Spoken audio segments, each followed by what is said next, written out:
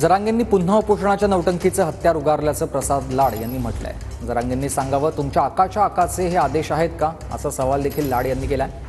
समाजाची फसवणूक करून पुन्हा उपोषणाची नौटंकी का, असा सवाल देखील जरांगेंना प्रसाद लाड यांनी केलाय।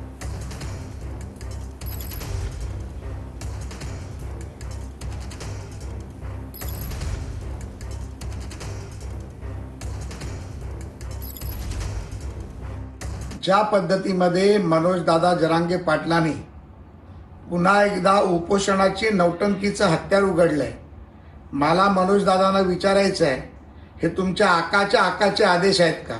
समाजाला गंडवून, समाजाला फसवून हे पुन्हा एकदा उपोषणाची नौटंकी कशासाठी, हा प्रश्न माझा मनोज जरांगे पाटलांना आहे। या बाबतीत मी तुम्हाला 1 वर्ष झालं आव्हान करतोय, काय देवेंद्रजींनी केलं नाही आणि देवेंद्रजींनी या राज्यातल्या मराठी समाजासाठी काय काय केलं हे आपण दोघे एकदा जनतेसमोर येऊन बोलू, म्हणजे ही तुमची नौटंकी आणि तुमच्या आकाचे आदेश काय या राज्याला अस्थिर करण्याचे आहेत का हे लोकांसमोर येईल।